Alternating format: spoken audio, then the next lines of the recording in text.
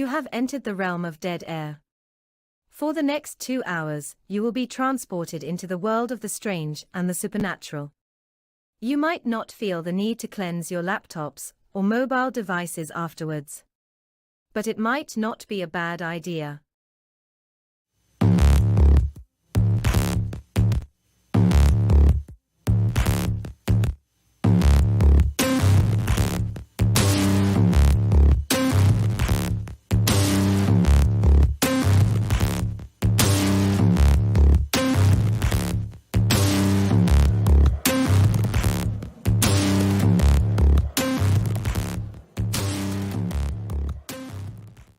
Ladies and gentlemen, good evening and welcome to Dead Air Live on the Dead Air Full Spectrum channel. It is our Sunday night show with myself, George Lopez, and Mr. Ken DaCosta, and we've got a great show coming up for you guys tonight. In just a few minutes, we're going to be bringing on Michelle Roos, Renaissance woman, so many hats and so many categories of specialized skill. We are going to cover so much tonight. So thank you guys for joining us. We are simulcast on kgradb.com, KGRA on Facebook and on YouTube. And don't forget also, guys, to hit that subscribe button. If you're here with us on the channel, it's very simple. It's just below the video you're watching. Also, the thumbs up for the content tonight and the reminder bell for all the wonderful programming that we have here and still to come on Dead Air Full Spectrum. And Ken, how are you? I'm doing great. I had a great day today because it was thunder, lightning, pouring rain. So I actually got a lot done today. Yeah. I'm starting to really realize, because Bill said last week you guys hit like 90 already. We did. At least in the New York area. We haven't broken 85 yet. And this is a selling point. I've been trying to get Rise Up Paranormal, the entire team, to move to Florida. Julie DeMay is already, splitting her time halfway anyway because she got relatives here.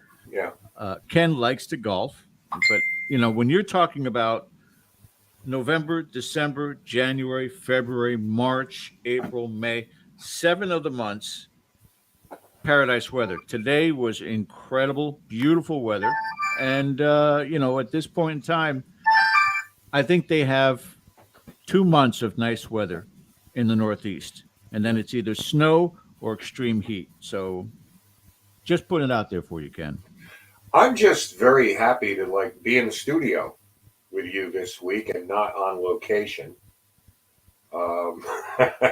as we were last week, because that's a whole different bunch of stresses. But update everybody, because you guys are in the process of doing the reviews so that we can set up for the post-mortem show. Where are we on that? We are just scratching the surface right now because we're still looking through video and audio and trying to sync up everything, give everybody, as we usually do when we do our post-mortem, a look at things behind the camera, things that were off screen that we may have documented. So we are going to put that together as well as review the live show. So I would say next Sunday, that is probably what we're going to tackle. But it's a whole different bunch of stresses when you're in some place and you're switching cameras and trying to get everything nailed down. But I thought it was a seamless broadcast. I thought it went very well. You guys were phenomenal in the studio. Yourself, Bill, Aaron, and especially Alyssa. Oh my God, that was totally unexpected. Yeah. But I was very happy for her that someone reached out to her, someone close to her and her family. So that was pretty amazing. Unplanned, ladies and gentlemen. But that's what happens when you go live. Those things happen. If you missed last Sunday's live investigation of the Oliver estate, I encourage you guys to go back to see the miraculous events that had taken place, not only for one of our guest hosts last week, Alyssa Phoenix, but also for the docent, the person in charge of running the Oliver estate. And it's one surprise after another. And this field never ceases to amaze me. And Ken, I can only imagine. The work it's arduous. Going and listening to hours and hours and hours of audio and watching hours of video and trying to just put everything together that you guys experience while you're there. I'm looking forward to it, and that's apologies that we didn't do it this week. We talked last week of possibly getting the postmortem put together, but again, there's a lot of work behind that. Yeah. And I do not know whether or not, Ken, it's too early to mention the next live location, or if you think you would like to reveal that, that's entirely up to Sure. you. We are actually. I can't shooting wait. I can't. I'm sorry. Go ahead, Ken. The next one, and not coming up anytime soon, maybe next month. Maybe. We are going to be shooting for a World War II era battleship, the USS Salem. What? And we will be coming to you live right here between 8 and 10. So we're just trying to clean up some things right now and get schedules squared away, see who's available. So yeah, hoping for next month. So this is not a pre-planned thing where we're going to do one of these a month or something, but as these locations come up, and a lot of these we are revisiting. So we don't mind at all going in for the second, third, fourth time on this and sharing it with everybody. I mean, why not? Because typically we're there 4, 5, 6 hours, and we'll give you a 2-hour block when we're on of those things. So, sometimes a little bit longer, but not too much longer. Yeah, it's fun. It's fun to do that. It's fun to engage with everybody and give you a little look into what it is that we do, the reality of it. Well, the reality is that we had to put off this postmortem to get this amazing lady on to our show tonight because, well, I'm not going to spoil it for you guys. I would like Ken to do the introduction and just try to wrap your head around these accomplishments. Okay, go ahead. I have to take a really deep breath. Yeah, go ahead. I get all this. I just wanted to drop in real quick. Some of you on Facebook users, if you're listening to us on Facebook, there's a little blurb there where you just click on a link to let StreamYard see your name. It's not that hard. It takes like 2 seconds because we love to see who you are rather than anonymously. But moving on, among our guests, tonight's talents and gifts are that of a psychic and trance medium, a psychometrist, paracounselor, ordained minister, demonologist, exorcist, a spiritual channeler and healer, a dream interpreter, that should be interesting, and a psychic advisor. She possesses doctorates in metaphysics and divinity and degrees in spiritual warfare and paranormal ministry. She also holds the distinction of being the first woman listed on the Worldwide Society of Exorcists. And with that, please welcome to the first time on Dead Air, Michelle Roos. Oh my God. I've never really listened to someone read that. That's a lot. Oh, I got all that in tonight. Okay, that's it. Good night, ladies and gentlemen. Yeah, thanks. You said it all. It's been a great show. Yeah, and Ken didn't even have to use his oxygen mask, so he's hanging in there pretty good tonight after all that. Hello. Hello. Thank you so much for having me on tonight. Thank you. I'm so excited. So you really have a lot of time on your hands, obviously. There's not much going on. Absolutely. Yes. When do you rest?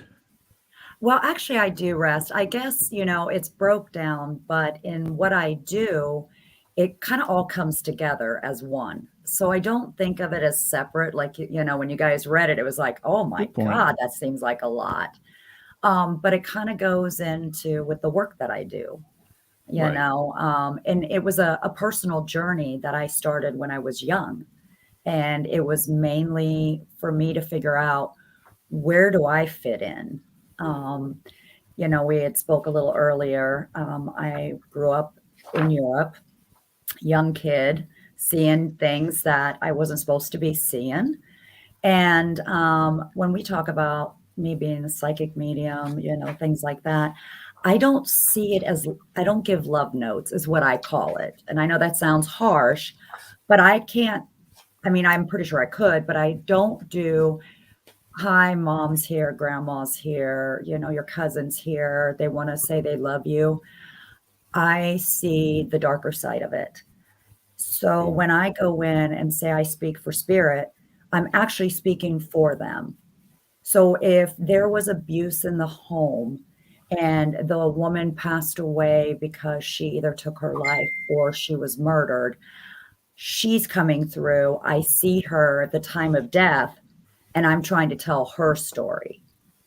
So I always see that darker side. And that's kind of how brought me into demonology, Exorcist, to work with the churches, because I can see more of the negative energies coming through and what they did. You know, not everything's demons. So, you know, just to make sure people know that. But if somebody was very negative and really bad in life, I'm seeing that in their past life. And so I'm able to kind of say, wait a minute, you know, yeah, he was really great and everybody loved him in town. But when the doors closed, here's what he was doing down in the basement. Wow. And so I kind of give the truth beyond the truth kind of thing. And that's why I get called in. And that's where the journey started and got me into all those things you read.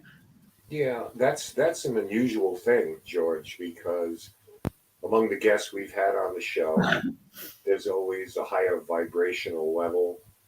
And the thing that people told me immediately, because this is the first time that all of us have met, is like, you're going Right. to love Michelle. She brings such light and such positivity. So I'm curious now, you piqued my interest. How do you reconcile those two things Yeah. in terms of, you know, staying in the light? Because obviously this is something coming to you. It's being introduced to you. But I guess my question is the presentation of these type of things.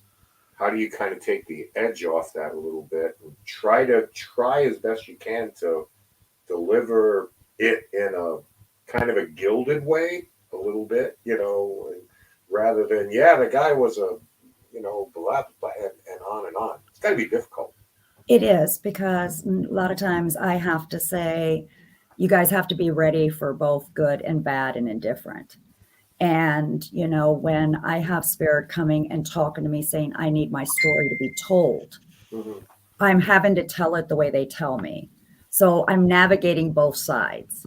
I'm coming with some light, but I'm actually in the dark.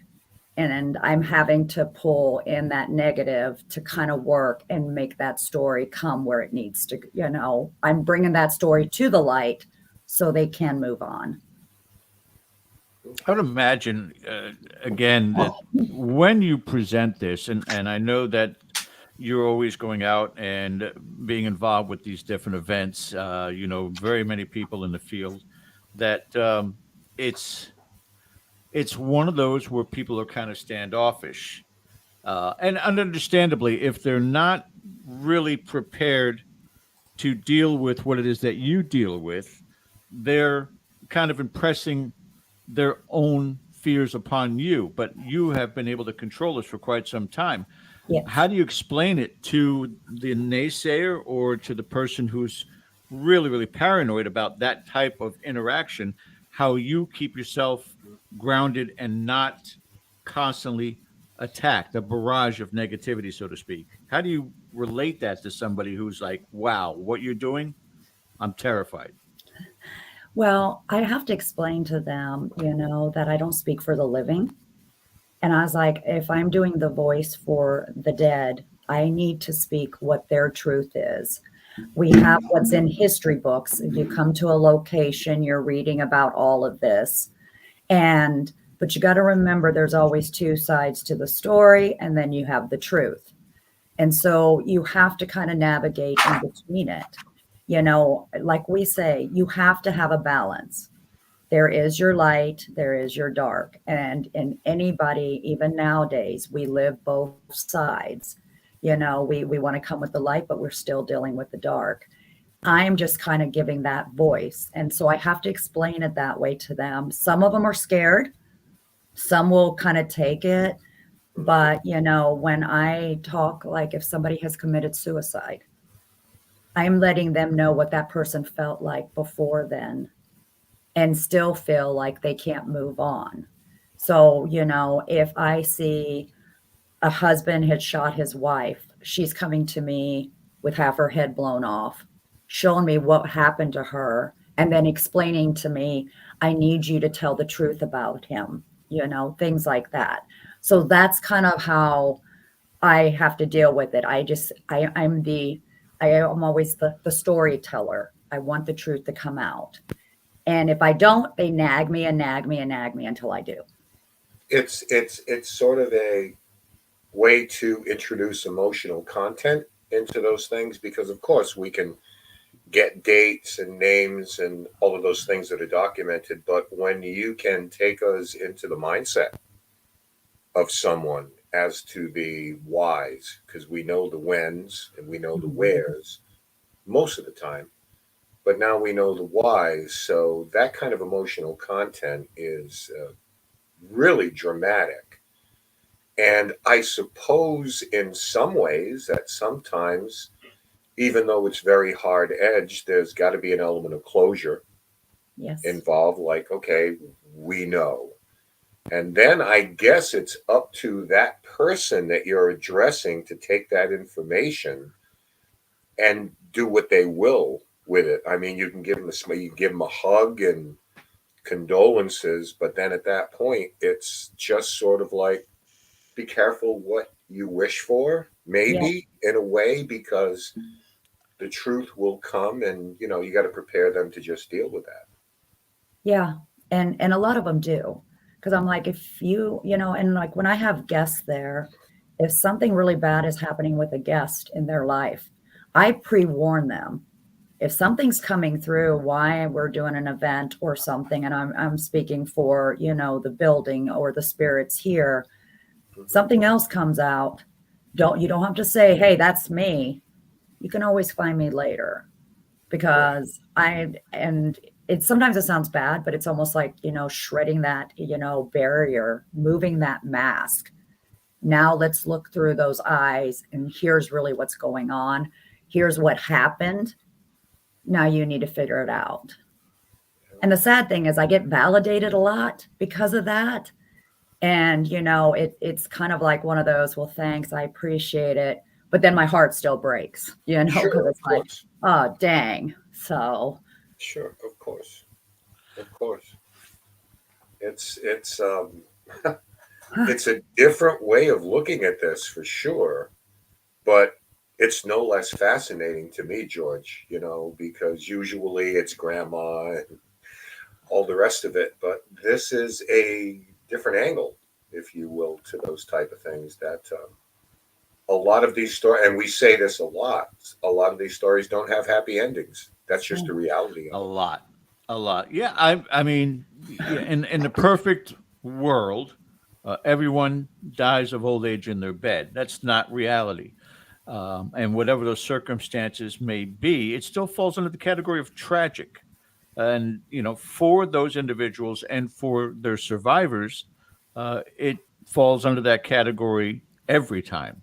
It's a tragedy to lose this person, whether it's a child or an adult or somebody who is in their twilight years. There's a lot of emotional connection to that, and it goes to a dark place. And I have to ask you this, Michelle, and I've got a little bit of experience with this, but I would like you to talk on this because it's something that has been brought up in motion pictures. It's something that's been brought up on the shows and in discussion, even on this channel. The topic of people who are stuck, spirits who cannot move on, and an important part of that is an impedance by a darker entity, a spirit that may not even have walked this earth. You've heard of this, I'm sure, as well. In the commonality of what goes on now, we're talking the difference between 17th century spirit, 18th century, 19th and 20th and 21st. Is that something that you still come upon?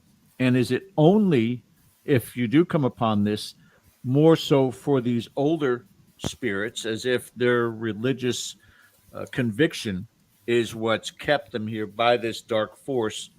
I hope I'm making sense what I'm trying to tell you, but what have you experienced regards to that? What's your opinion on that? How does this come about? Well, I think some of the stuck spirits are actually like when you're talking older, 1700, 1800, with certain pandemics and the way things were. I think they got stuck because a lot of them didn't realize they had somewhere to move on to. We still have that nowadays. I feel that, like if it's a tragic car accident or a plane crash or things like that, we all use physical mind, and that's what controls our bodies. But when you stop that in an instant without anything before, then I feel that our souls are kind of just lost there for a moment because we're like, okay, what happened? Am I still here? What's going on? And I don't think it really depends on too much of, what year. But what happens when you have an energy buildup that is continuously growing like that, again, balance, you do start getting that negative that comes in and then just controls all of it. And so they feel like they can't move on after that. That's why I think a lot of times we see a lot more children, spirits, because, people are supposed to come to you and help you move you on. Well, think about of all the young, spirits that were there. They had no one. So they're Well, still stuck. and that's another avenue to go down is about that. We always talk about while we're alive, we have guardian spirits, guardian angels, guides, things of that sort. So what happens in that transition for a child or anyone for that matter, when they cross suddenly, are they right there for them? But I want to go back to my original question, which is dark forces that are notorious for holding spirits here. What have you experienced with regards to this, and are there certain things that create that environment, that situation where they are subdued and not allowed to cross over and not allowed to leave from the domain? I have actually crossed those kind of paths in more of like the asylums. A lot of the asylums Really? that, yes, I catch that more there. Because you got to remember, asylums were poor farms, asylums, nursing homes. They became TB hospitals. I've This is noticed where because of this is where people committed you to. correct. They didn't So you're want already you. in, yeah. The indigent, yeah. And then so all of a sudden, you also have that with that darker side of what people were feeling, anyways, which then self manifests its own energy of negativity. Mhm. And so even after death, they are still trapped by those dark forces.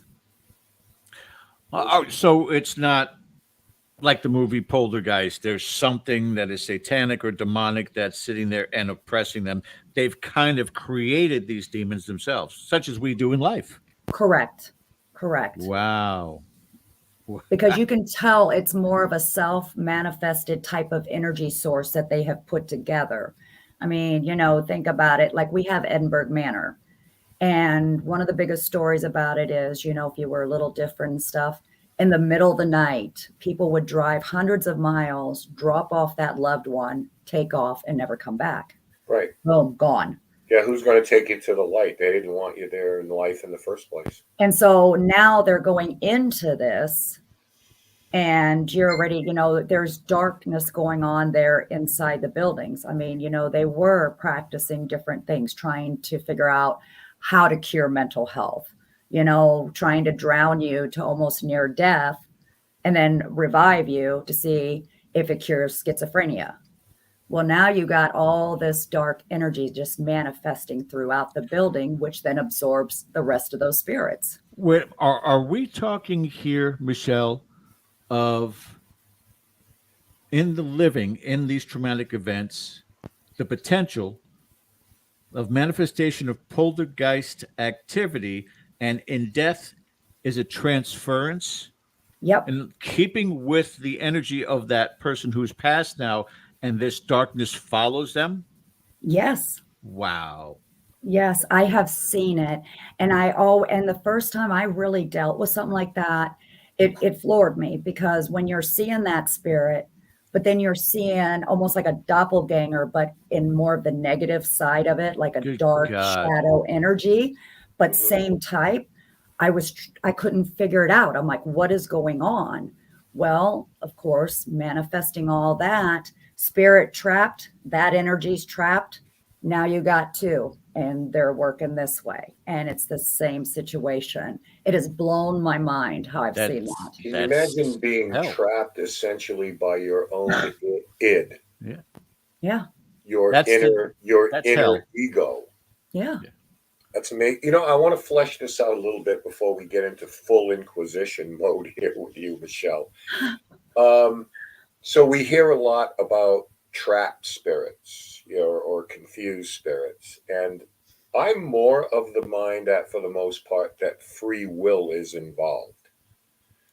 But I'm sure there are exceptions to that. Have you come across that where you were talking earlier about, you know, disfigured man, you know, shot himself in the head, whatever, you know, as you know, unnerving as that is, have you run into spirits that seemingly are trapped, or lack of a better word, just destined to wander this earth because of whatever reason? They are afraid of judgment. I mean, I don't want to pretend like I know what spirits think, but have you run into that type of thing where there's nowhere for them to go?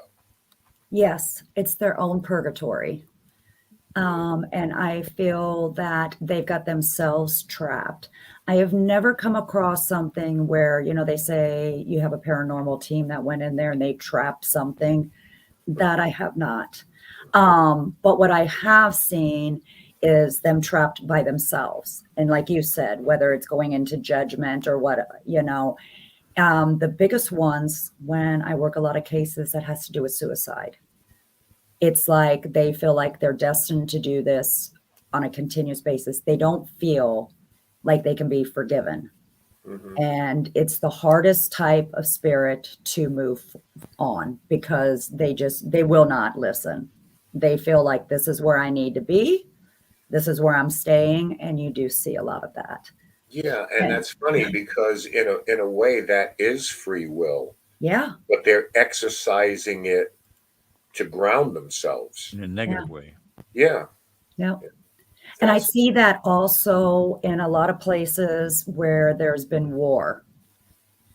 It's like they have been trapped still in that area because they feel like they still have to defend. And so they keep themselves there trapped too, not realizing they could move on. You think about it, like Gettysburg and some of those when, they never got to go home. They were just kind of there. So they feel like they continue have to defend everything. So I've seen them kind of trapped in that same situation and really don't move on that much either. And Or that their one, I cry all the time. I'm like, oh my God.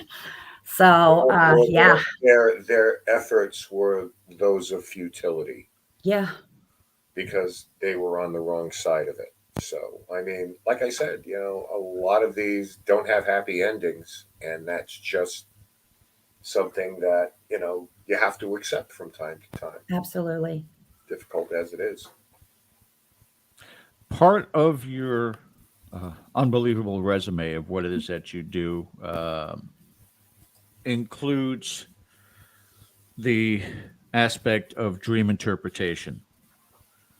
I'm going to personalize this section of our show with you with regards to the things that I've dealt with. And we talked prior to the show also with our good friend and topic with Johnny Zaffis. And when I started having these ordeals, as John coined them, night terrors, Yeah. it's not the Webster's dictionary definition of it. It's actually terrorism while you sleep by negative forces, something that I've been dealing with now for probably about 8 or 9 years. My question to you is, when you have interpreted for other people with what they were dealing with, and a lot of them will tend to be just your brain trying to process things throughout the day.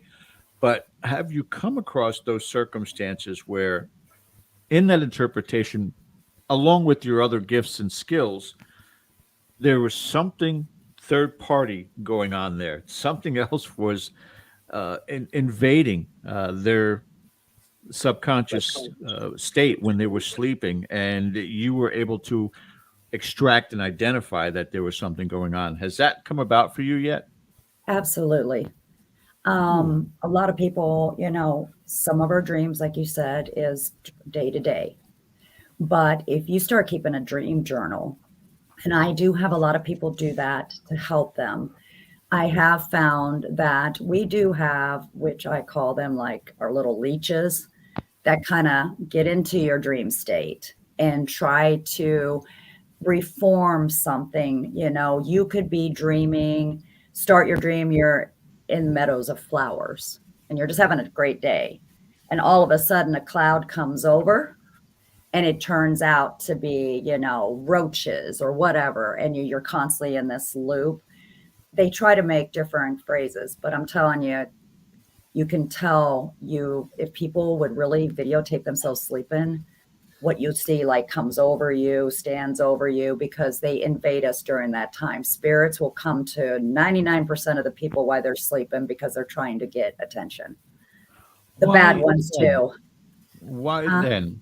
We seek out Ken for 30, 40 years, 36, 37 years now that he's been an investigator. We seek for that knowledge. We seek out that communication. Why while we're sleeping? Can you explain Because that? your brain is actually more on an open state and you're more of a beacon of a bright light that will bring them in. When we're sitting in the dark with equipment, a lot of them can't transfer into that equipment that we're using. And we don't all go in completely open to accept what could come to us. Because we're trying to get that knowledge, we're using video cameras, we're using all that. We forget to use our own bodies. And we're because guarded. sometimes they do need us to help do that. And it doesn't mean you're channeling, but just the energy transference together to help make it move. But when you're sleeping, your mind is completely open, especially when you go into those first couple of hours of sleep. That's when you're in between those realms. Right. So we're talking beta state? Yep. You're right there. You're not completely down. You're just going and that's when your body does that one kick or you feel like you're floating. Right. That's when you're switching into that dream realm. Yeah. And so now we begin to get into the idea of sleep paralysis, REM sleep, etc. and so forth. I wanted to, seeing that we're talking about dreams, just putting that aside in terms of dream interpretation, because there's a million places that you can go for what does it mean when I saw an airplane, and you can get 1,000 different answers. Okay. Absolutely. But how do our dreams reflect on our waking life? The thoughts that we keep while we're awake that come into dreams. And the second part of the question, are they similar in any way to the daydreams that we have when we're awake, where our mind tends to wander off into a little fantasy world or something like that? A daydream. Are all of those things kind of intrinsically tied? We're just in a different state of mind? I believe so. We got to remember at certain points, we all have some type of spirit guides or spirits that try to help us and guide us. I feel that we all have it, 1, 2, or 20. And again, when we're at those different states, like you were saying, even daydreaming, these could be things from your subconscious, but there could be a message in there too. And I think sometimes we remember only certain parts of our dreams because there is a message in that. And that's why keeping a journal is a lot different than looking up those 1,000 different places. But I also think that also will go into like your daydream. You didn't get the message. We've been trying to tell you something's missing. Okay, I'm going to throw it at you one more time. Figure it out. It's not as easy them just coming and tapping you on the shoulder and say, listen, you're screwing this up. You need to try it this way. So I feel that our physical mind is trying to still work with our spiritual side of the mind and our body to try to get the two to work together. But we have been programmed since we were born. If you can't feel it, taste it, touch it, hear it, it doesn't become a thing. And so the brain, being so powerful, is trying to filter some of that for you. And sometimes some of those things are chemically enhanced too, because Absolutely. medications, prescription medications, sometimes over-the-counter medications, can also result in some very vivid and horrifying dreams. People who trying to quit smoking, for instance, who take Chantix. It's one of the things that they warn Oh, you yeah. about. This could cause and I've had friends of mine who have tried it, and it's just kind of like, you would not believe the things that are going through my head. Absolutely.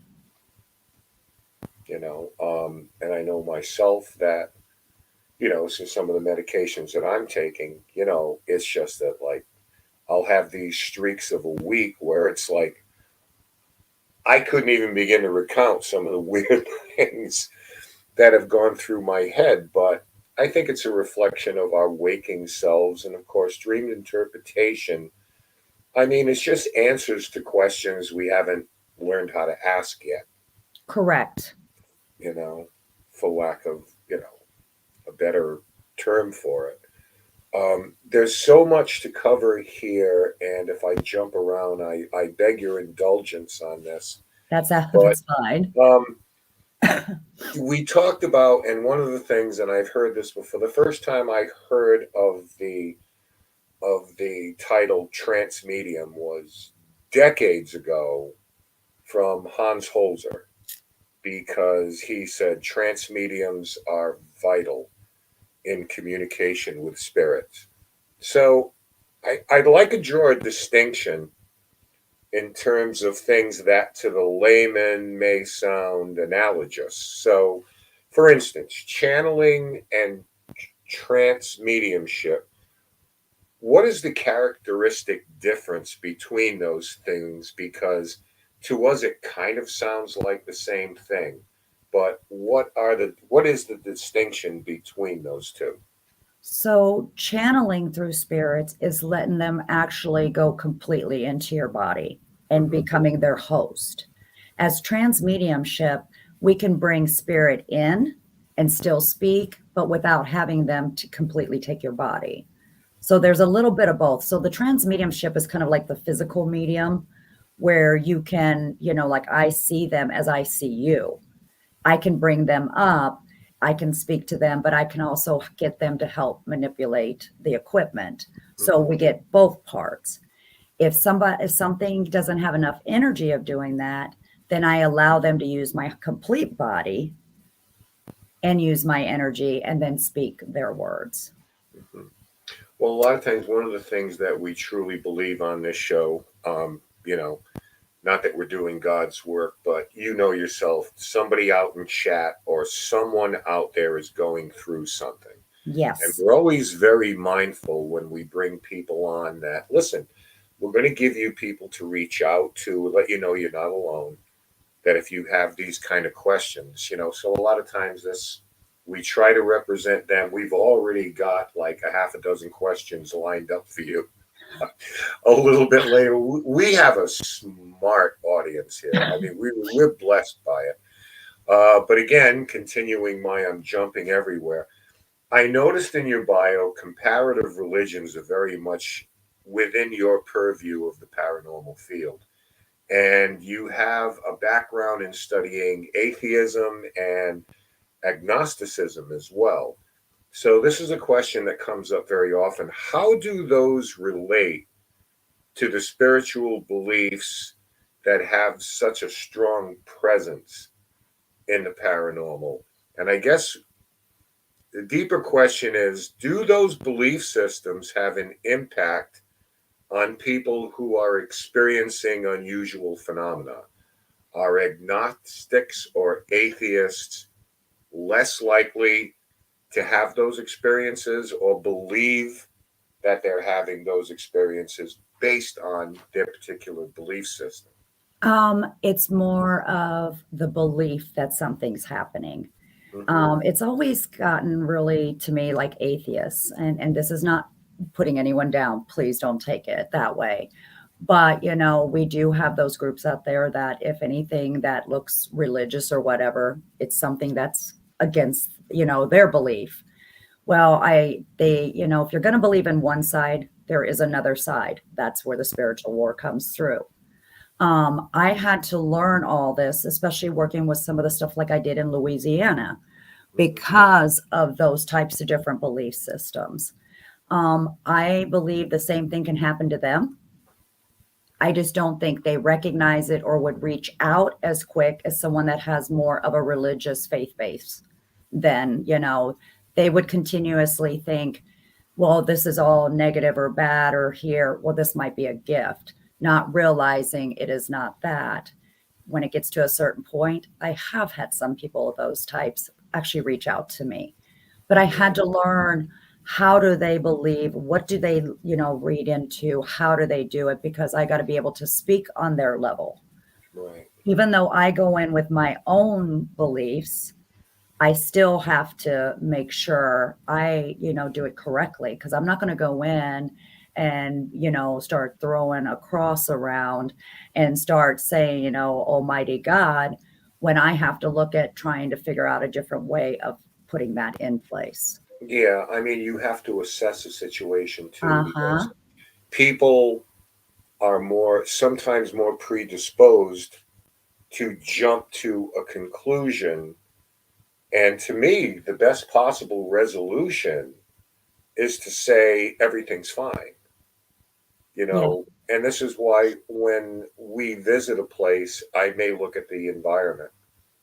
And if they have like season 1 through 15 of Ghost Hunters DVDs, Yeah. then I just kind of put that in my back pocket. Yes. Hang on to that. If there are certain hangings on the wall or the way the place is decorated, I don't judge, but just kind of hang on to that a little bit so you can maybe kind of get into that mindset a little bit. I wanted to talk a little bit about the philosophy of this thing. And I don't think I've ever used the name Rene Descartes on this show before, but I'm going to use it now because he's considered the father, I guess, of modern philosophy. And I mean, his overall search revolved around a basic question. How do we know there is a reality outside of our own minds?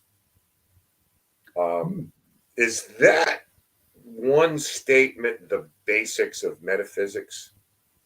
Like what realities we are? Like I'm seeing, to me, I can see and hear you right now. That's my perception.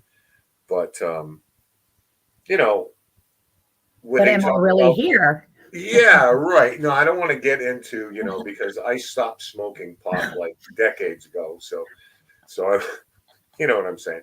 But they talk about the ghost in the machine, the ghost being our soul, the machine being our body. Correct. We only sometimes create our own reality, Yes. So basically my question is that really the basics of metaphysics? The idea is reality as our own perception.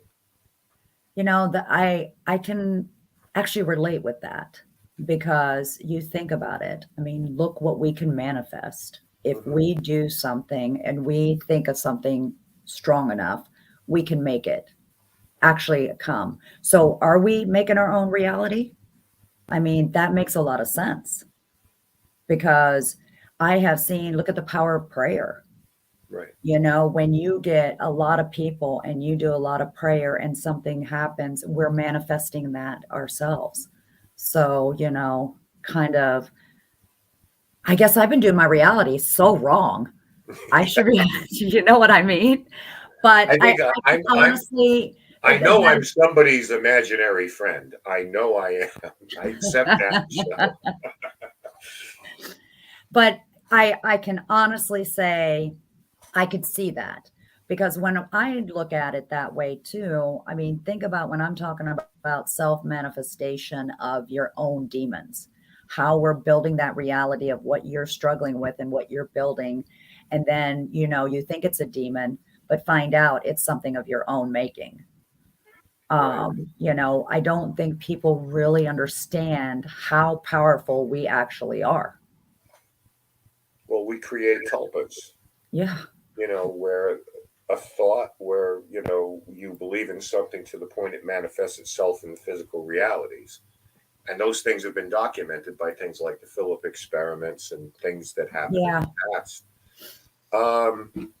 Staying on the theme of just going off, you have done a lot of study in the idea of cults and Satanism and things of that nature. So now here, I don't know if you're aware of this, but here in Boston, there's something real. Well, I'm not in New England. I'm in Rhode Island, but in Boston, there's a very controversial thing going on. It's an event called SatanCon, believe it or not. And you've got now a legion of conservatives and Christians that are also descending on the city to protest this. And their spokesman, I just want to read something to you. Their spokesman is a man named Dex Desjardins. And he says, the thing is, we're not theistic. We don't have beliefs in literal theistic Satan. And I always like to point out to people that Christianity doesn't have a monopoly on the name Satan. What do you think of that statement? Oh, spiritual warfare at its finest right now. Satan, again, in a way, he's right, because the word Satan and devil and things were like that were all man written. So these were names that were given. We didn't adopt the name and say it's only ours. But again, Legion and things like that. The demons don't come up and say, hey, it's power 7. Hey, we're the power of 11, Right. They were, nobody understands, they were all angels before they fell. And so they had angelic names. They weren't called all these names that were man written. So to be honest, nobody really owns those names. Right. But how can you believe in one and not the other? Because I've worked with churches that believe in nothing but demons, but will not believe in an angel. Well, this is where I'm conflicted. And, I've never really, had this conversation with John and gotten that deep, but with other people who are demonologists, that's what they're going by. My thing is there are people like Dante and John Milton, and a lot of this thing about the demonic are really good stories that, like you say, have been, the 9 seals of hell and level 14 demon and a level 1 demon and low level and demon. Yep. yeah, and don't say this name and etc. and so forth. Yeah, I mean, I'm conflicted with that type of thing when people say, do you believe in demons? And my thing, honestly, is I don't know. Because in almost 50 years of doing this, George kind of, gave me a little compliment there. I don't believe I've ever encountered anything demonic. It might be next week. I don't know. Not looking forward to it, not looking for it, not asking for it. Why would you want to? That's dumb. Correct. But I have a problem with these stories being adopted from Norse mythology or Egyptian mythology, and the Christians appropriated those stories like hell, Hades, and all the rest of this. These were essentially fictional characters designed to explain things we couldn't explain: hot, cold, heat, pestilence. Propaganda to control the masses. Pretty much so. Yes. And they were adopted because hell, with 1 L, was actually a person, a lady. Yep. Beautiful, and grotesque, which was the representation of the duality of man. Good and bad, you know. Well, that was such a good story, but hell in Norse mythology was the coldest place on earth where you didn't want to go. Christianity evolves in the Mideast, where what do you have? Heat. So we kind of went from cold as hell to hot as hell. Absolutely. Well, Those type of things. So I don't know. I have a hard time reconciling it sometimes, to be able to say, well, you believe in God. I'm a spiritual person. I'm not, I'm a lapsed Catholic to be sure, but well, and we got to remember too, I strongly believe we make our perception of what heaven and hell is ourselves. We really do. And I feel that that's kind of how that goes. Have I seen stuff that is on the realm of demonic? Absolutely, I have. Can I tell you 100% it was one of those demons that's written down because there's 213 demon names? I will promise you I do not have those memorized. And again, who came up with those names? I mean, was it just a whole bunch of professors sitting around having some cognac and just decided to throw some Scrabble names? But I take them serious when it comes to helping people, because I have to go in and help with their faith-based. And I'd rather tell them that the energy is so negative that it actually forms as demonic, but it's not demonic. Demonic entities won't come in and open and close your shutters. They're not going to pull the covers off you. They come in sneaky. They don't need a portal. They're just going to come in. What they're going to do is they're going to start with an infestation of just slowly making you think what's going on. Then they're going to go through oppression, and they're going to mess with your mind and mess with your well-being, trying to break down that free will. But free will comes in play when it comes to full-fledged possession. You have to welcome it in and give your soul to them. Right. Because just like every Bible does say, God pretty much told the devil, Satan, Lucifer, whatever you want, you can throw these people around like rag dolls and stuff, but you can never take their soul unless they give it to you. Yeah, there's got to be something more complex in this, because I know this sounds like very much a wise guy thing to say, and I don't mean it that way, but I mean, Satan has nothing better to do than hide in your linen closet. Thank you. In a portal and come out, and I mean, they don't. If you're messing with true demonic, I mean, seriously, true demonic, they don't need all that. They're just like an angel that can come down. Like they said, I've seen an angel when I was hurt real bad and he helped heal me. Same concept. Again, demons were angels. They have the same powers, using it on the other side. So they're not going to come and just go whisper in your ear or pull your hair while you're sleeping. They're going to literally just eat you alive, like a insect going into your ear, and just. That's how it takes control of things. Death by 1,000 paper cuts. Yes. Sorry, I wasn't trying to go off on a rant, but it's just kind of like, oh. No, it's important. Please do, because I get a lot. I got 3 portals in the house, and demons are coming out. Yeah, these are things that come up so often on this show, and it's just a matter of, a different perspective on these things. Exactly.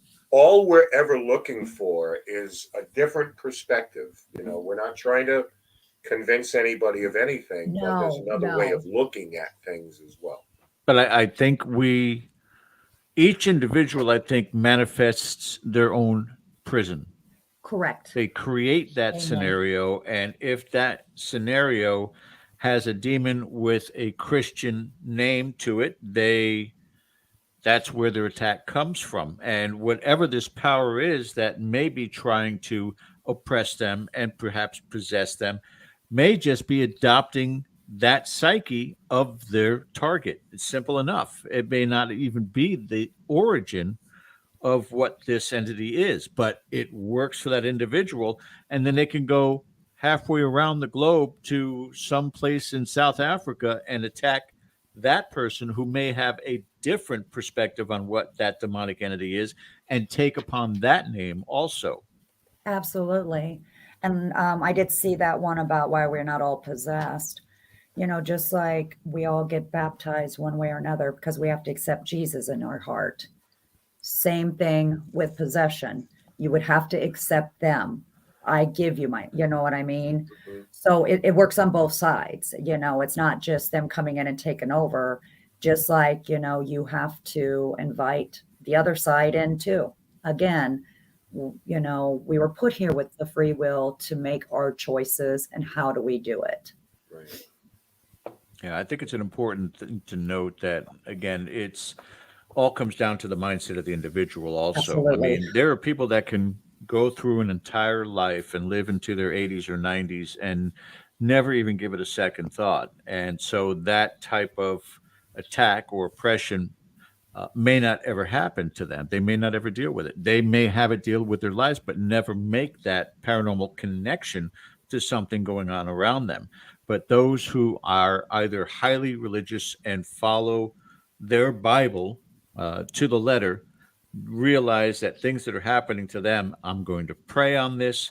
And if things are not working out the way that I would like, then obviously there's something negative that's attacking me at this point in time. It's a dangerous road to go down sometimes. And I Yes. know we're about to come up on our break here, but I want to continue to revisit this on the other side of the break in the second hour. And I know we have some questions in the chat that we definitely want to get to from our audience. So I thank you guys for contributing. Again, really smart questions, and I want to address that. But we are going to go to break at this point in time. When we return on the other side, we'll continue our discussion with Michelle Roos and the multiple hats that she wears, and some upcoming events where you might actually get a chance to meet her in person. So you guys Hang stick in with there. us. We'll be back on the other side. You're watching Dead Air Live on the Dead Air Full Spectrum channel. We'll see you in just 3 minutes.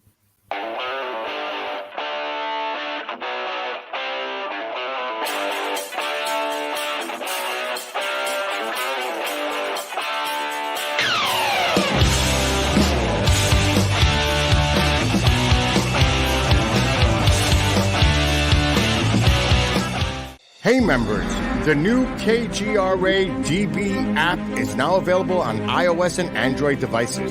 Gain on-demand access to any KGRA DB programming.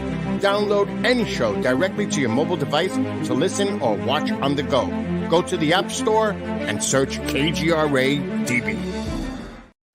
Hundreds of thousands of people have claimed contact. If you're met face to face with something so alien, that will change you. It changed me. Strange things would happen. This was something that I kept buried for years. On Saturday, April 29th, KGRA Digital Broadcasting and Virgil Films have partnered to bring you an event that could open your mind to new possibilities. Watch John Yost recount his story in his documentary, Alien Abduction Answers. After the movie, participate in a live interactive panel where you can ask your questions in real time. You don't want to miss this event. Go to kgradb.com to claim your spot. Did you know 75% of Americans are chronically dehydrated? If you struggle with focus, run low on energy, or when it's time to finally sleep, you simply can't, this can all be linked to dehydration, and Fuel Up has the answer. Our proprietary formula contains the finest cellular hydration with the strongest immune-enhancing natural ingredients. The Fuel Up system is made up of 3 different incredibly tasting varieties. Wake kickstarts your day with a jolt of caffeine. Play boosts focus while hydrating your cells. Rest not only helps you relax, but also rejuvenates your cells while you sleep. Here's what our clients have to say. I really don't miss my coffee, and you can tell the difference. So I'm going to take it for the energy, I'm taking for the play. I'm gonna take it, all day. And it works. That's the thing. It works. We love it. Take the Fuel Up Challenge now, where we offer a Feel the Difference money-back guarantee. Fuel Up for life.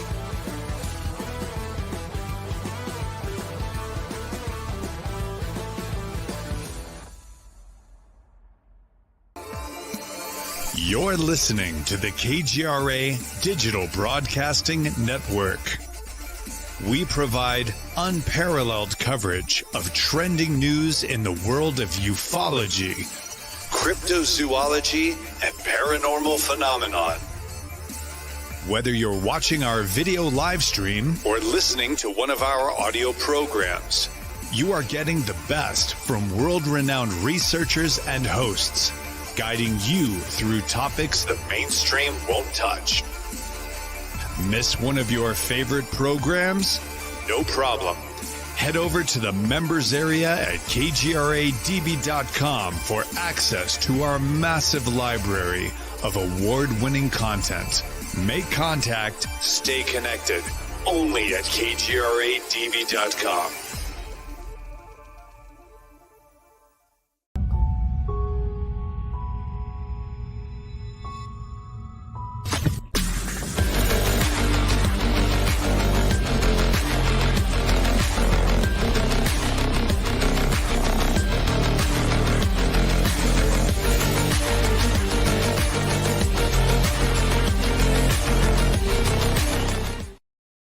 All right, guys, welcome back to the second hour of our show with our very special guest tonight, Michelle Roos. She is broadcasting from the Black Forest in southern Bavaria. We thank you so much. Great Wi-Fi, by the way. Oh, thank you. Thank you. Well, Worked hard for it. Love your cake, too. We're talking a little bit about demons and the demonic, and you wonder, well, who's Michelle to tell us about this? How about the fact that she is the first woman to be recognized, is that correct, with and listed with the World Society of Exorcists? Yes. That is an incredible honor and quite an accomplishment too, especially when it's an all-male club to get in there and be part of this and be recognized. Congratulations. Thank you so much. Something I'm very proud of. You should be. It puts you in a very, very esteemed list of individuals who deal with some horrible things out there. And again, with the other accomplishments that you have listed for us, and for those of you that are watching on YouTube, you can see the list right below the screen. It again has to be one of those things, as you said at the beginning of the show, where no matter what the situation, the case, the client, the location happens to be, you've got to cross-contaminate all these different accomplishments that you've had for a balance, and number one, and to provide the information necessary for those clients as well. Is that correct? Yes. So that's why I said, it seems like a long list, but to me, it's just like something I just do. And, and it just kind of all plays in each role that I have to be in. This isn't really a question, but in going through all your different achievements, and you have a background in finance. Yeah. As if, none of this is enough. Just add to it. I needed health insurance. Yeah. She works with veterans and things like that. Yes. But God bless. When you are involved in all of these things, it's got to be easier to step outside your own head and see things from different perspectives. Yes. And question conventional wisdom and theories in the paranormal that are repeated, and they're taken as the gospel. But when you have a hand in so many things and you're so accomplished, and it's not like I'll do a little bit of this, I'll do a little bit of that. The things you're involved in, you reach the conclusion, whether it's a doctorate, whether it's a degree, like, you went all the way in these schools. And it's got to be easier to step back and be able to say things like, yeah, the demons are not waiting in your pantry because they've got nothing better to do, which is not something we often hear. What we often hear is you got to look out, you got to, and it's like, And if you come up with a rational explanation, I don't know, they're tricksters. You know, they can do all of these things and to be able to step back away from that and just look at it in a different, you know, playing the long game, Michelle. Yeah. That's outstanding to me. So thank you. A compliment to you, not so much a question, but just admiration for being able to do that and not repeating the same things, but just be able to say, what if? Well, that's just the kind of thing, you know, I can give you a loan during the day and help you with your finances and come to your house later and close your portal and get those demons out of your pantry. And it's a one-stop shop. Well, that's it. The Having demons, have you ever been to a bank? Yeah. Having financial problems, you're probably possessed. We'll take care of that. Absolutely. No, I worked for big banking many years. Yeah, I worked for big banking many years, and I had to step back, and I'm now doing kind of more of that credit union thing, where I'm able to talk to people and treat people the way they need to be, not a number. Yeah. And it actually kind of falls in play with what I do, you know, on my free time. Michelle, my apologies very, very quick. I did not notice Ken had left me a message that he had a PSA, which I can only imagine is the acronym for public service announcement that he needs to do. No, something else, Ken? It's actually an affliction. There's a pill for it. No, just wanted to say thank you to our chat tonight. We've got a host of questions. You guys are so engaged. And just a reminder, you know, it's better coming back from break, but we don't hit you over the head with this. Subscribe to the channel. Mm-hmm. Share it freely. If you like what we're doing, then come on by, because we promise that we bring you guests like Michelle Roos and, you know, live and, you know, and we've got maybe 3 new shows coming to this channel. And it's a little bit of something for everybody. It's amazing. And if you'd like to, and we won't pound you to death because everybody does on YouTube, you can donate to the channel. It helps us out, helps the platform. So that was my PSA. And that's why you want to come back from break and do stuff like that. Because I just brought the room down. I've killed the vibe. So that's it. Have a great night, everybody. Thank you so much. Yeah, thank you. Well, it kind of fell right in with the whole credit union thing, money. Exactly. You know, I mean, it was a nice. Yeah, it was a nice segue. Thank you. Thank you. I take all that back. It was great. Yeah. Thank you, Joe. All right, what were we talking about again? Demons. Oh, demons. Question for you right now. You're called in to address and assess these claims, and we've asked this of other people before, and I'm always curious and interested to hear what the answer to this is, but can you steer us through your own process?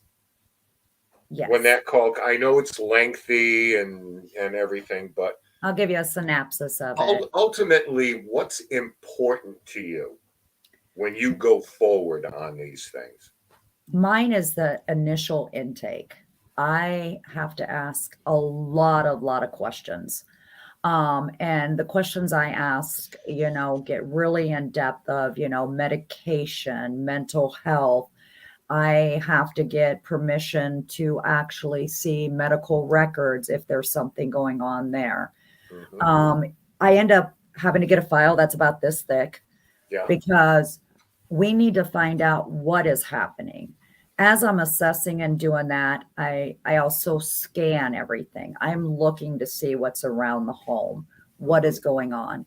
Is there abuse in the home? Is there, you know, drug use? And I'm talking heavy drug use. I'm not like smoking a joint or anything. I'm talking super, how many medications they have, because then I look those up. I want to make sure hallucinations, things, psychotropic, side effects. Yeah.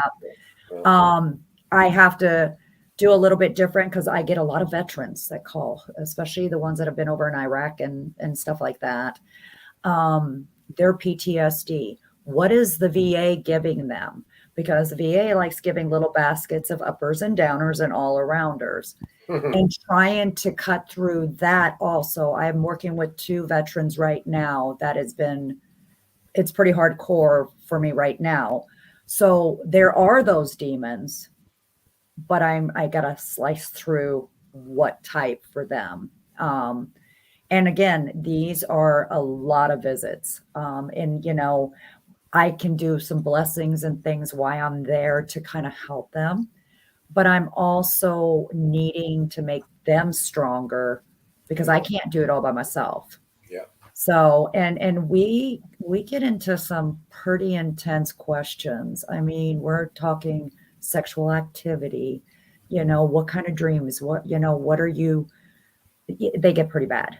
Yeah, the tough questions, Yeah. because when you're doing that, I mean, even, the Catholic Church requires those things, physical evaluation, psychological, because they're not stupid, No. because what happens a lot of time when the amateur exorcists or people who are just merely doing lay blessings or house, whatever the case is that they're into, sometimes egos get in the way because we got this great demonic case. And what happens is you end up enabling someone Oh, yes. with some type of psychosis, and in co-signing it, you can easily send them off to do themselves or someone else harm by convincing them that a third party is involved in this and it has nothing to do with them.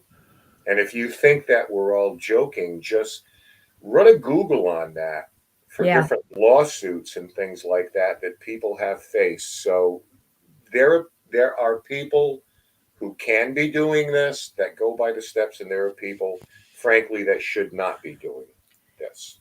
Absolutely. Again, like I said, this started as a journey for myself. It wasn't for what title or how many props I'm going to get. It was me trying to figure out why was I seeing the things I was seeing, and what am I going to do with that? Because I wasn't seeing that just for the hell of it.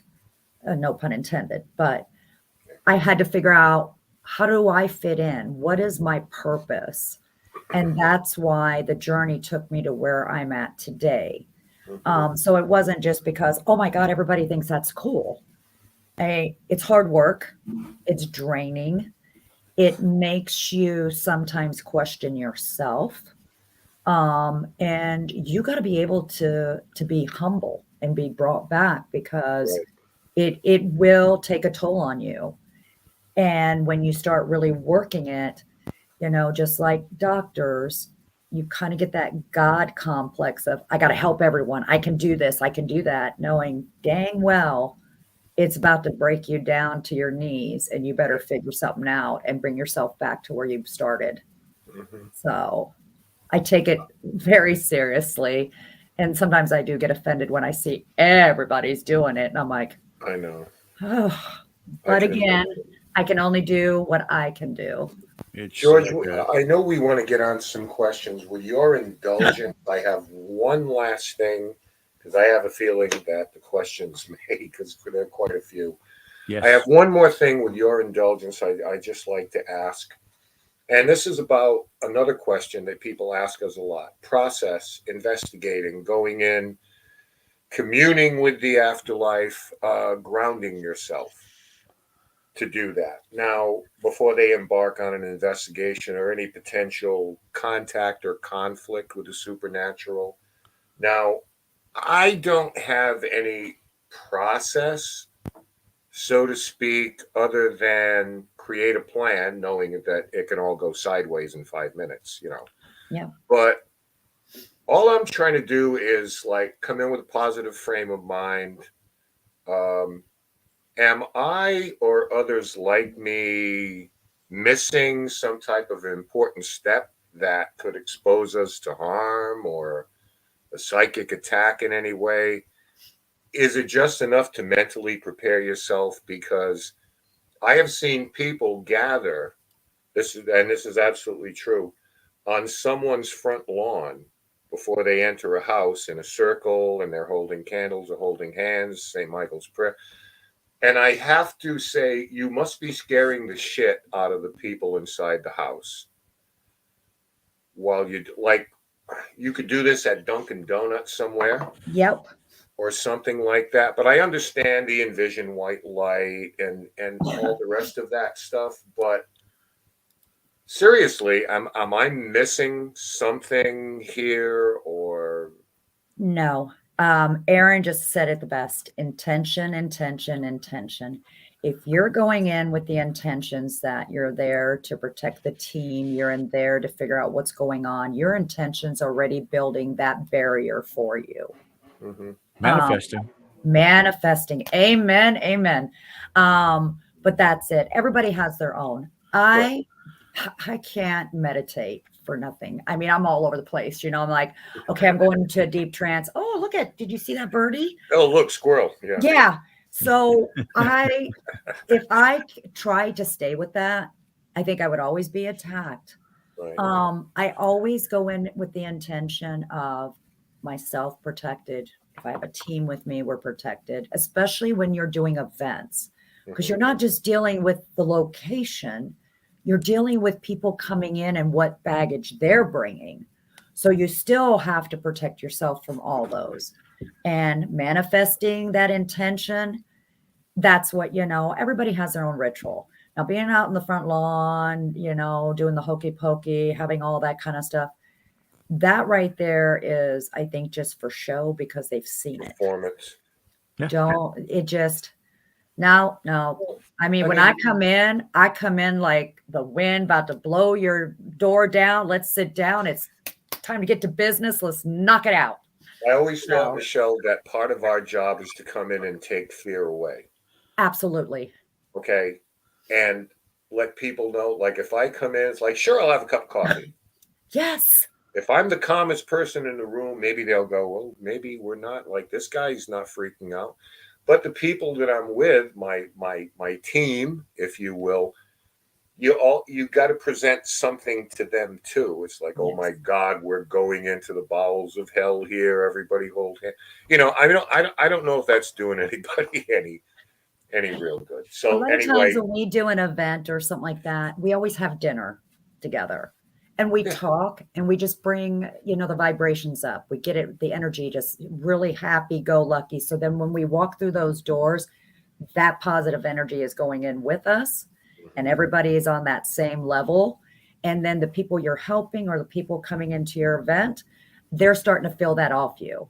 I mean, when you smile, how many more people will smile if they see it? Everybody will smile because they think it's for them. Same type of thing. Yeah.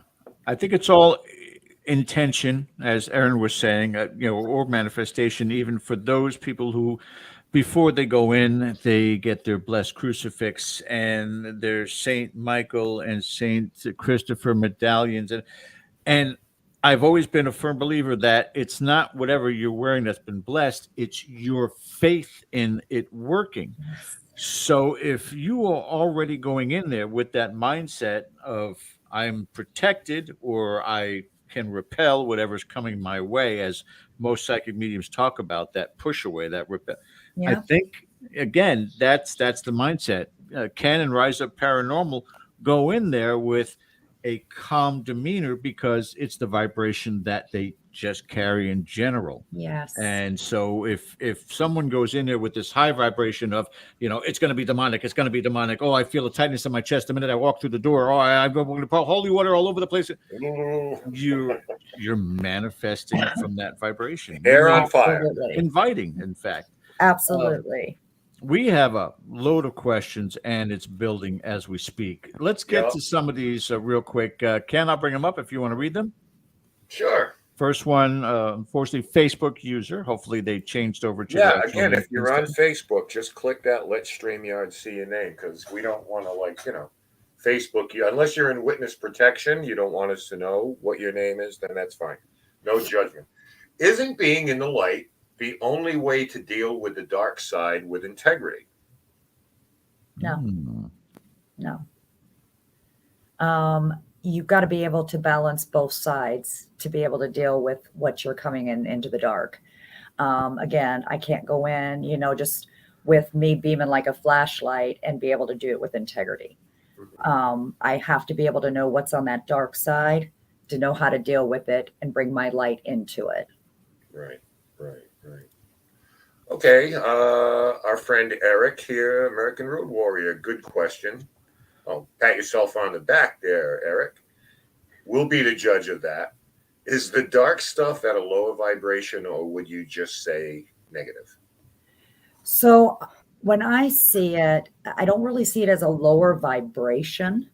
To know, kind of that difference of that. When I see the negative, it's negative. In other words, it's almost like, like what do you call it? Remember the movie The Blob? That thick black stuff kind of thing. Right. Yeah. That kind of feeling is what I get. Not really any kind of energetic vibration coming from it. It's just, bleh. Okay, interesting. We got Aaron. Do you think that this is complicated by the fact that time doesn't exist in the same fashion, if at all, on the other side, and why they may be stuck in the same moment forever? I guess it's always a question I've asked, is on the other side, is time linear? I don't think they have time. That's why it always kills me when everybody goes, what year is it? Well, they have no damn clue what year it is. So, I kind of laugh at those kind of questions at times, but I think when spirit, because it is energy based, energy doesn't have a time clock. It just moves. And I think with that energy base being stuck in one situation is like us turning on a light bulb and just leaving it on all night long. It has no clue what's going on. Right. If you are not aging, if you don't have a job, if you don't have to be somewhere at a certain time, if you're not waiting for your favorite show to come on, what the hell is time? Correct. You just are. You just are. Is that fair to say? Okay. I actually like that. Hey, Joe, time on the other side has to be totally different experience. Does it go by faster than it does here? Like what seems, a variation of a theme, like what seems a lifetime here is a blink of an eye over there. I guess, it could be possible. Just like a blink of an eye, like I could be here in Iowa doing an investigation, but I could be getting a spirit from Gettysburg over here in this place, like a blink of an eye, they just, poof, there they are. So that kind of makes sense because spirits do travel, energy, whoosh, whoosh, whoosh. Yep. In and out, in and out. Yep. Hey, Joe, Michelle, are you familiar with Bishop James Long? The name sounds familiar, but I not talked to Bishop James Long at all. No. Mm-hmm. The bishop, we've had him on the show a couple of times. He actually has a show here on KGRA, and you kind of share similar philosophies on this, where Bishop Long is very pragmatic. Okay. About exorcisms, of which I don't know if it's changed now. The last we talked to him, he in the vast amount of years that he's been in the clergy, he's done maybe 25 or something like that. Whereas other people, they have one a month. But he's more pragmatic about that. And the process is the same. I need to know this, this, your PIN number, your social security. I need to know everything before I put myself out. Absolutely. He's a good one. We like the bishop. Can you do remote healing as well as remote viewing? So I can do some healing, but that is not my specialty. I do that more when I'm talking inner. It's pretty much like ripping your insides out and rebuilding you. But I can do remote viewing. And I normally will do that when I first start a case, of just having it on video, scanning, doing a meet and greet before I go to the home. I don't tell the people what I'm seeing or feeling, why I'm doing it. It's just for me to know what I'm walking into. Mm-hmm. Okay. Does she experience spirits older than the 1700s? Actually, I can say I have now. Thank you for that question. I was in Scotland last year, and we went up through the Highlands of Scotland where they had all the different witch trials, and those go back to like the 1600s. So I did get to experience for the first time. So I was really excited. Into Let's like this the perfect OG segue. witches. It's a perfect segue also for a trip you're going to be taking here fairly soon with a good friend of ours also, if you want to talk about that. Absolutely. First part of September, myself with the godfather of paranormal, Mr. John Zappis, we are going to Greece for 9 days. It is a paranormal trip, paranormal / metaphysical. And it's on Mysterious Adventure Tours. We're ambassadors for them. And it's actually, everything's paid for. I love the setup. They make it easy for people to join on these trips. I know Shane Pittman's doing a trip. I think Nick Groff and Tessa are doing some trips. So they're kind of around that. But they do a 12-month payment plan, no interest. But it doesn't have to be paid off when the trip is happening. So that's kind of what the nice part is. So if you're wanting to join us in Greece, there we are, the mystical odyssey into ancient Greece. You're going to do paranormal investigations with us. And I mean, you get to have the Godfather right there with you. And all of it, it's new for all of us. So anything that we get, we're all going to experience for the first time. That's outstanding. Greece. Yeah. I mean, I think of, for whatever reason, I think of Ireland. I think of England. I think of different places. This is the first time. Probably oldest too. Scotland. First time anybody that I'm aware of has gone over to Greece. You know, Dracula's castle, sure, you know, but. Oh yeah, think about it. I mean, how old it is, the architecture structures there. You know, I mean, it's just going to be amazing. I'm excited. It can't help but be. Yeah. Speaking of amazing, Erin's back. Yes, she's amazing. Are we all living in some sort of time slip? Or is that a glance at the power of quantum entanglement and how connected we really are? Ooh. She's going down that quantum physics type of thing now, right? You want to do this, huh, Erin? Okay, fine. Yeah. So no, God. I think there is a power of entanglement of something because collective consciousness. Also, think about it. Yeah, Erin's getting all Jungian on us here now. I know, but she knows I love that kind of stuff too because it explains me, but I do believe in those types of, things because I think that's how everything, evolves. And, we have dealt with things with collective consciousness, how we put it all together. We could be around the world doing it. And yes, it's powerful. It is so powerful. Let me ask you this real quick before we get to Natasha. Do you believe in coincidence? No. You don't believe in random events? I do not. I believe they've already been set up once before. We've done them before, but we missed our stop. So they're letting us try again because you didn't do it the first time. Right. So next time you're on, you and I are going to have a debate about this. But in the meantime, we'll get to Natasha Dolgushkin. Natasha, how are you, first of all? I hope you're feeling better. Last time that we were in touch with you and we had you on, you weren't doing well. Hope you're doing better, sweetheart. I like to clear after and make sure nothing comes home with me. Do you think that's important? Yes, very much so. Especially, working a private home or even an event. We're talking about different people's energies and feelings and different things going on. Whatever could be there could attach and be like a little hitchhiker. I always when I close that door, I say, you're not able to go past this unless I want to pull it out and take it with me to get rid of it. But you do want to set that boundary to make sure they don't. I have to cop to doing that on my rides home sometimes privately. Yeah. I'll be in the car and just drive about a mile and say, what have I got to lose? Okay, listen, if there's anybody in here with me right now, you need to go back. And, so Yeah, whatever. it's really important to say it. It really is. That's one thing I really stick strongly to. Yeah, sure. And Joe's question is, what's one of the most important things you've learned when it comes to the paranormal? Walk away when you need to. Sure.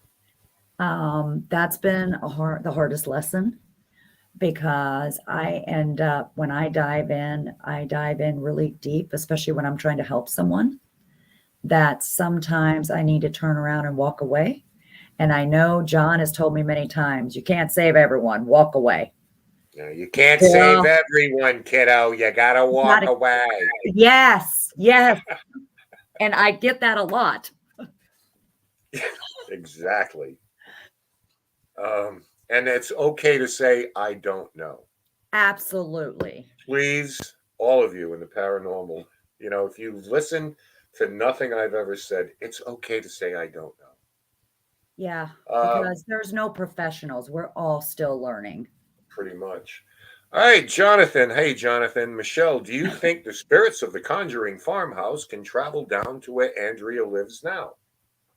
Well, I wouldn't see why not if they wanted to talk to her. I mean, she's, so connected that they probably got her on speed dial. I don't see why they wouldn't, right? They probably have Instagram accounts, everything. Yeah, but no, I think so. I'm better, Ken. Thanks for asking. Good, Natasha. I'm glad to hear it. I have spent enough time at the Conjuring house, living in Rhode Island and knowing the owner now, that some amazing things have happened there to us. All absolutely positive. Nice. The place has gotten a really bad rap via a lot of performance artists on YouTube. Okay, so there are no witches with sewing needles killing infants, and it just, So, George, I think we got one more. Hey, Joe Fox, Michelle, how do you feel about reincarnation? And do you think people like Jeffrey Dahmer aren't afraid of doing what they do because they know something about death that most of us don't? Wow. Okay. Deep dive there. He went dark. Reincarnation, I do believe in reincarnation. Okay. I feel that when our souls leave, we travel. Our souls are put here and we're supposed to learn certain lessons. Mm-hmm. And I think if we don't learn the lesson the first time around, we might be put in a different body to learn it a different way. I think our souls are supposed to learn these lessons.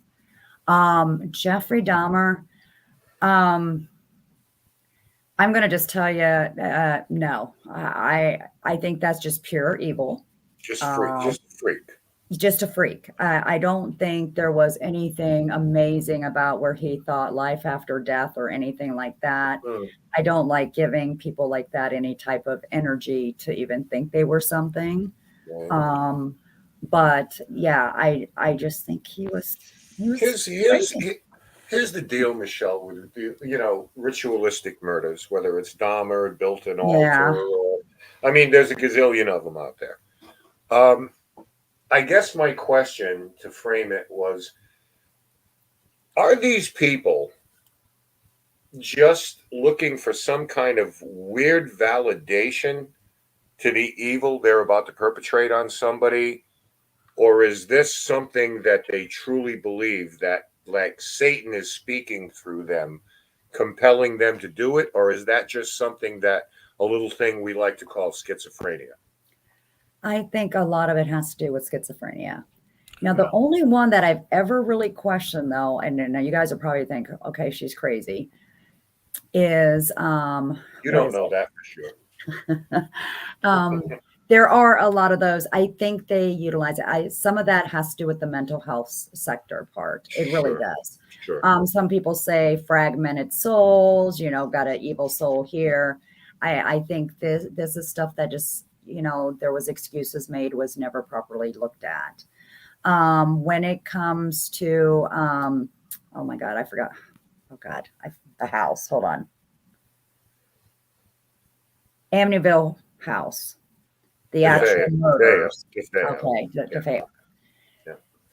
Looking at him during an interview with the priest and listening to what he was saying, I will honestly tell you, I think there was a mix of a couple different things. I think there was a little bit of that mental health, but there was something actually messing with him. That is the only time I've seen something where I'm like, whoa, wait a minute here. There's a little bit more to this than just, I was on drugs and I did this. That's the only one I can honestly say that when I was watching the interview and watching body language, but seeing what kept shadowing behind him, shook me to my core. Was it a matter of vulnerability for a lot of these people? Just they were ripe for the picking, so to speak. Yeah, I think so. Or, in fact, again, which is one of the things that you would have to do background wise when you have a client, in any of these cases, what sort of abuse had they been victim of throughout their life? Whether it be physical, sexual, mental abuse, and what does that do to the synopsis of that person's brain? Where does it go, and does it go to that dark space? And that's something that we talked about when we were still doing residential cases back in the day, when we had people who were having these dark experiences and asked those questions, and whether or not this was something that was self-manifested, a self-hatred could create that, or a hatred towards parents or siblings or whatever it may be, that again created or manifested an energy around that. But you wonder whether or not in some of these cases, these darker cases, that projection never happened. It was internalized, and that's where the darkness came from originally. Well, and that's the thing, you got profilers out there profiling what they think was done, but no one's actually really tapped into that brain, because we're just listening what they're telling us. And like I said, when I was watching him, like DeFeo talking with the priest of saying, I'm trying to tell you there's more to this, that's when I was noticing it, so. Yeah.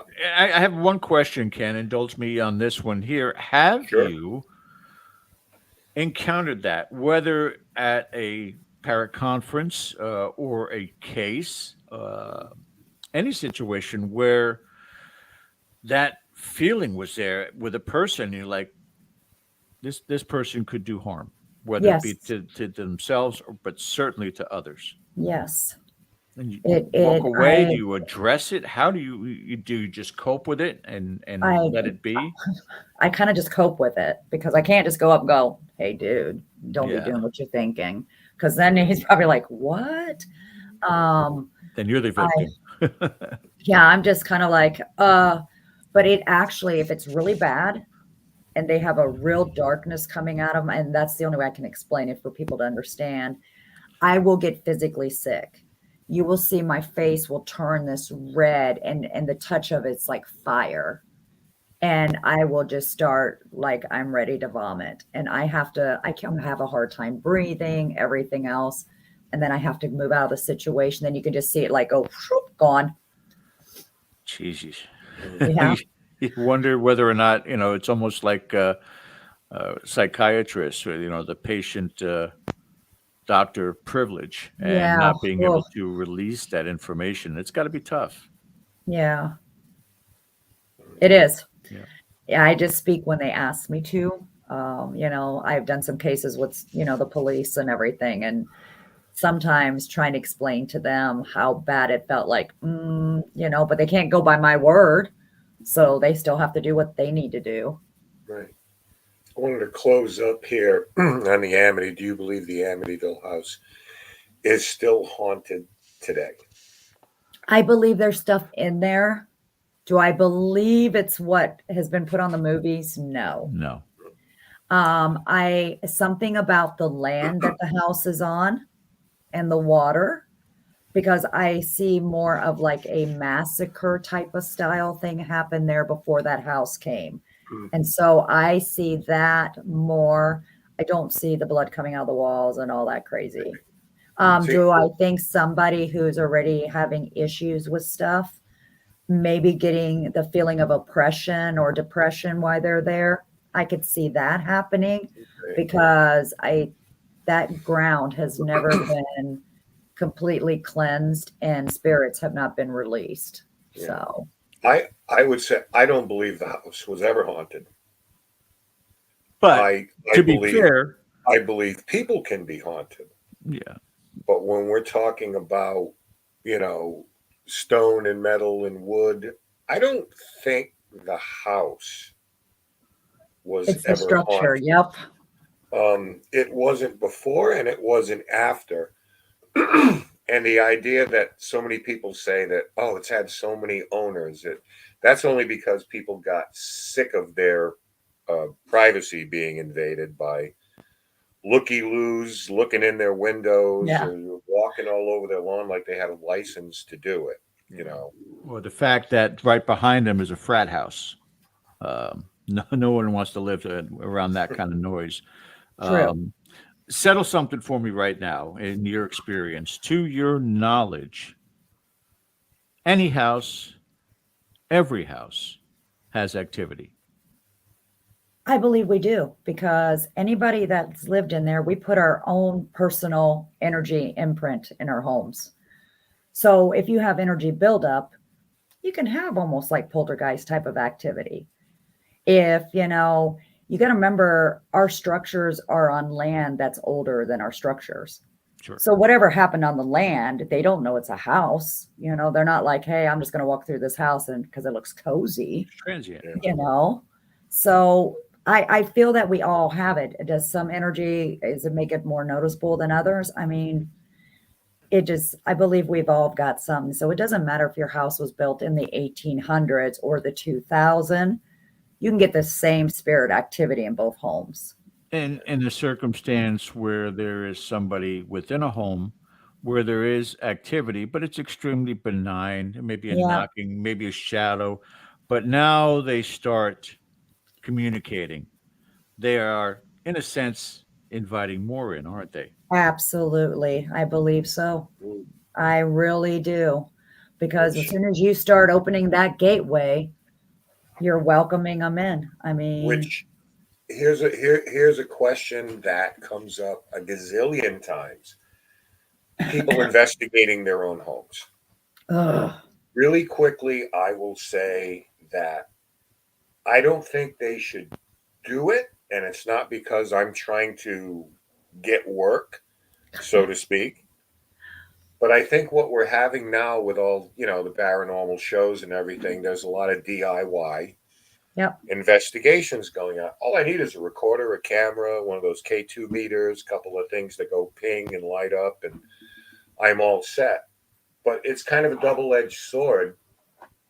I'd like to hear what you think of that, because you just like that moan just kind of spoke volumes. So for me, I think everybody's home should be your own sanctuary.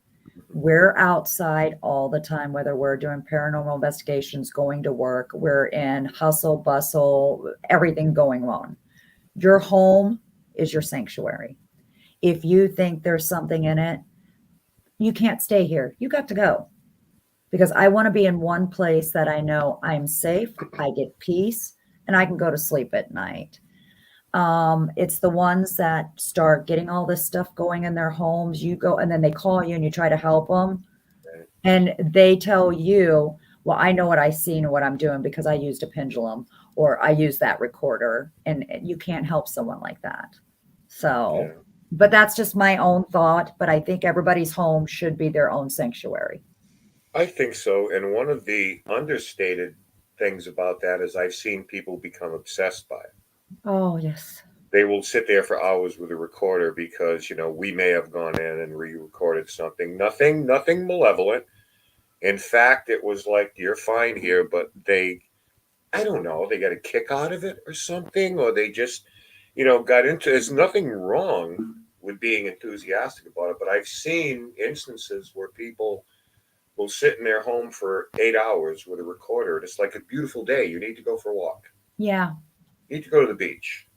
You can't let this thing become an obsession. That's right. So that's the other side of that. You know what I'm saying, Michelle? Yes, you're inviting stuff in, but you're not living your life, because I don't think any of us, not the three people I'm staring at right now, we enjoy what we do, but it doesn't define who we are as people. Absolutely.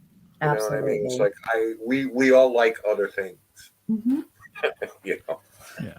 But there is a fine line when we've experienced that, and one of the warnings we've put out there time and again, between obsession, which could possibly lead to oppression. If you are not letting go of this and you're reaching out to, as we always use the metaphor, answering the door when somebody knocks at it without checking first.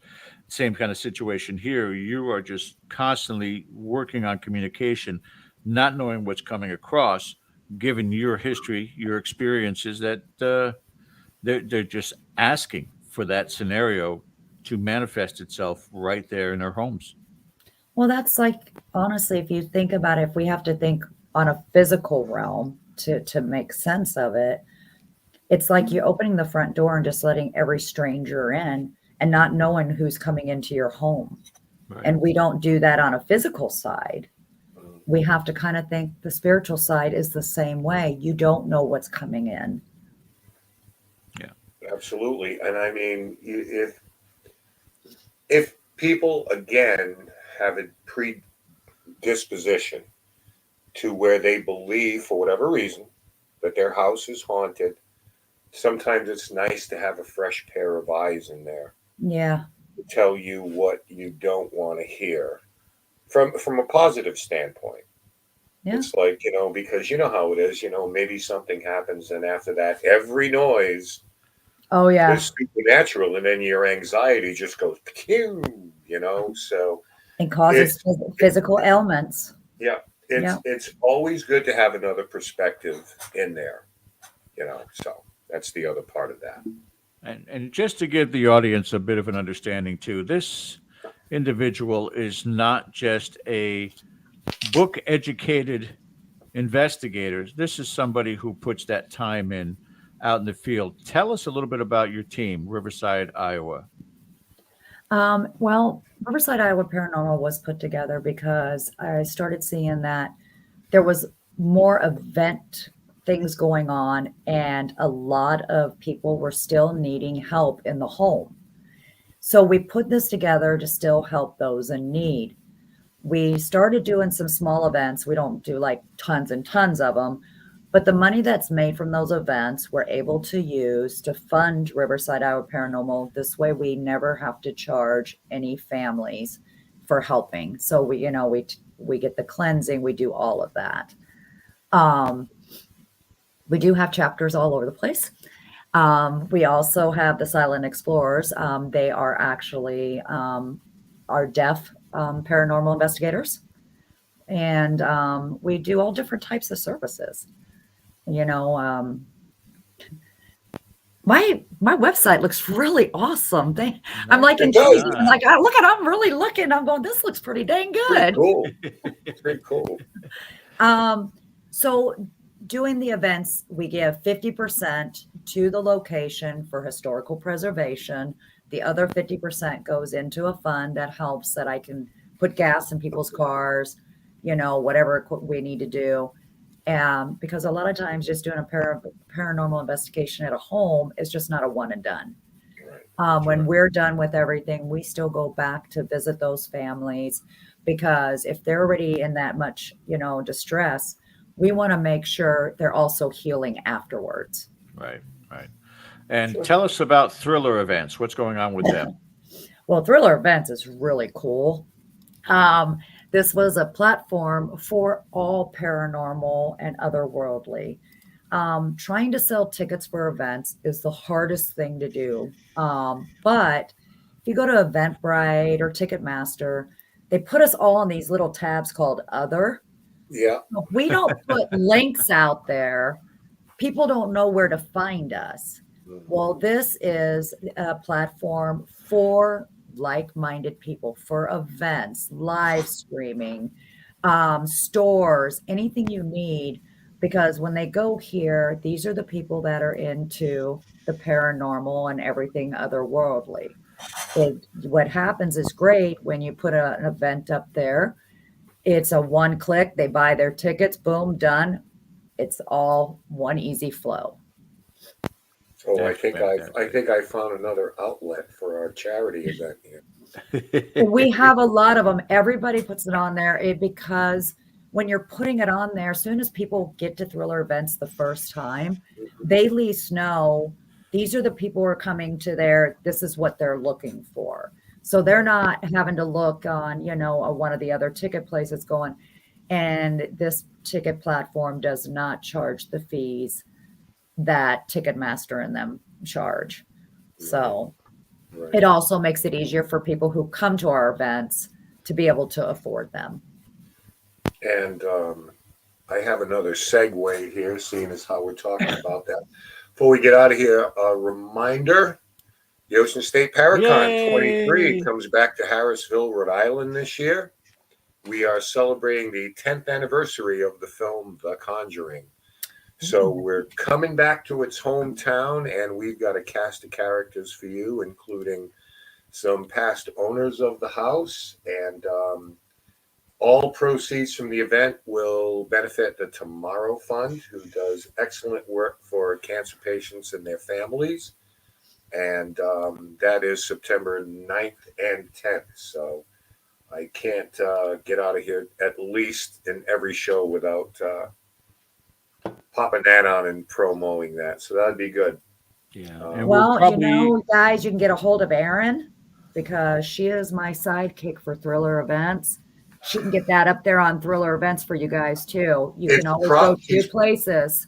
Hang on, I can hear that there's typing going on. I can sense it. There's already because Erin, Erin is the godsend. She does so much for us. All our thumbnails, all our what can I do? What can I do? What can I do? And she's great. But that weekend there's going to be tours, Saturday and Sunday, tours of the Conjuring House, and then Sunday night we will be investigating the Conjuring House for a select few people. I'm so happy. I'm so happy for you. That's wonderful. You can come anytime you I've want. never been. You're always I haven't either. So. Anything upcoming, Michelle, that you would like to announce that we haven't already that you'll be doing? We do. We have some events that are going to be out there, both in Indiana and also in Iowa. If they go to thriller.events, they can see those. I will be doing Greece in September, but if you want to really do anything real fun, you can celebrate Halloween with me in Ireland. She means the country Greece, not the musical, by the way. Yeah, the country Greece and the country Ireland. Right. Okay. She's not doing the musical Greece. She's not playing the role of, I don't know. All I can say, take lots of pictures. We would love to have you back after your trips and see all the exciting places you've been to and hear all the great stories. Oh, that would be amazing. Maybe we'll have you and John on together. Hey, now you're asking for trouble. Trouble is our middle name here. Yeah. All right, guys, we are all out of time already. I can't believe this. I want to give you guys a quick reminder again. Next week, we will be doing the postmortem of the Oliver estate and all the incredible experiences for both the docent to the location and Elisa Phoenix, who will be joining us once again with her experiences. So make sure you guys tune in. Don't forget to hit that subscribe button. Also give us a thumbs up, please, before you go, and click on that reminder bell for upcoming shows. Thank you so much again, Michelle, for joining us. You guys have a great night. We'll see you again next week, same time. Until then, take care. Hang in there.